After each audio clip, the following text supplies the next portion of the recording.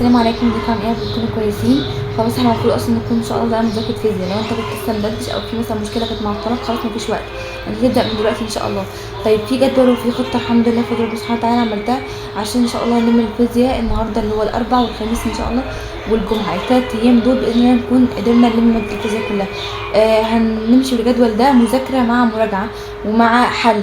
مذاكره ان انا هقول لكم تذاكروا ازاي، وهقول لكم تراجعوا مع مين، تسمعوا انهي مراجعه بالظبط وايه هتكون افيد ليكم، واقول لكم تحلوا ازاي شوامل او ازاي تحلوا اصلا شوامل وتحلوا قد ايه شوامل.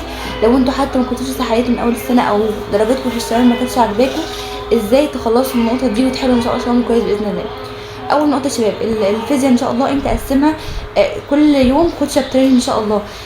يعني النهارده مثلا تاخد مثلا الفصل الاول هو بتاع الكهربيه، والفصل الثاني بكره ان شاء الله تاخد الثالث والرابع، بعد كده ان شاء الله تاخد بقى الحديثه حل الشوامل. تمام. طيب النهارده ان شاء الله مثلا انت اخدت الكهربيه واخدت بعدين الشابتر الثاني، انت هتعمل ايه فيهم باذن الله؟ انت كل اللي هتعمله هتاخد اسمع الشابتر، تسمع مراجعته من اي مكان، تسمع المراجعه بتاعته من اي مصدر، حتى لو انت مثلا في فيديو للشرح كان عامل قبل كده او كان فهمك جزئيات معينه في الفصل ده في الوقت ده، ممكن ترجع تسمعه تاني لو انت عايز تسمعه وتسرع الفيديو وتمشي حالك يعني انا عن نفسي الفيزياء الحديثه لما كنت جيت اراجعها ما كنتش لاقي شرح حلو عاجبني قوي زي بتاع الشرح وقتها. يعني وقت المراجعه النهائيه ما كانش شرح المدرسين بالنسبه لي كويس قوي زي وقتهم، زي وقت ما كان بيشرح اول مره.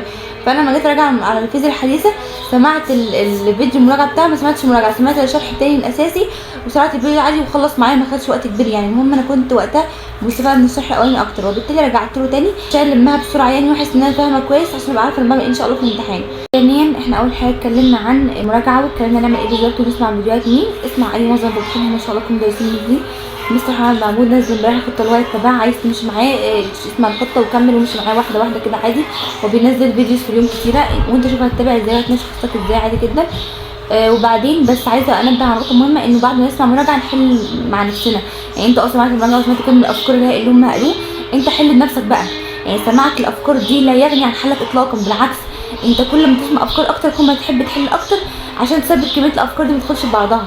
يعني الحل مهم جدا جدا جدا، حتى لو اخر يوم تحل ان شاء الله اخر يوم مثلا خصوصا زي ما انا قلت لحل الشغل الفيزياء حديثه ما خدتهاش امبارح. يعني مثلا في ناس امبارح على الفيديو الاخير بتاعي كتبوا لي انهم هياخدوا فيزياء حديثه، انت امبارح ما خدتش فيزياء حديثه، خلاص ان شاء الله خدها في اخر يوم مع حل الشوامل. تمام. ولكن ما تهملش خالص حل الشوامل، عشان انا بسمع افكار كتير، بسمع من اماكن كتيره وبسمع عن مصادر كتيره، يبقى خلاص هعمل الحل. ما تغلطش الغلطه دي بجد، غلطه بتدمر، ما ينفعش. الفيزياء اصلا هي رياضه عشان تثبت بالحل بس كده. تمام. فان شاء الله هنحل عليها كتير جدا اخر يوم باذن الله. انت كنت مخصصه كده كنت مرتب جدولك على اساس كده. فبعدين اتكلمنا هنعمل ايه ان شاء الله في المراجعه وكده. طيب خلاص عرفنا نسمع مين باذن الله، احنا حابين اي مصدر نسمع له مثلا. طيب وانا كنت بسمع من وقت المراجعه النهائيه كنت بسمع مصدرين، اكتر حد كنت بسمعه مستر محمد معبود، والفيزياء الحديثه سمعت لها مستر محمود مجدي. كانوا رائعين بصراحه الاثنين مع بعض، يعني كانوا رائعين. كنت جايبه في الفيزياء 58 من 60 يعني. طيب بعدين بالنسبه اللي بتسمع منه كده. طيب وقلت لكم برده ما هتمشوها ازاي مع الحل وكده. طيب دلوقتي انت كنت واقف في الفيزياء خالص تعمل ايه؟ لو انت كنت واقف في الفيزياء تسمع فيديو المراجعه، ولو في حاجه لقيت نفسك مش فاهمها في المراجعه ممكن تجيب الحته دي مره واثنين وثلاثه عشان تفهمها اكتر. ممكن مثلا تجيب فيديو شرح تاني اساسي من الاول وتسرع الفيديو وان شاء الله دي هتمشي يعني. بس انت ما تعقدش نفسك وتوقف نفسك عند بوينت معينه، فانت ما تعقدش نفسك. الفيزياء ان شاء الله سهله وبسيطه، مشكلتها ان احنا بنكون متوترين، مشكلتنا متوترين بجد. اهدوا كده وصلوا على رسول الله ان شاء الله هتعدي على خير. انتوا بس استودعوا كل احلامكم عند ربنا سبحانه وتعالى.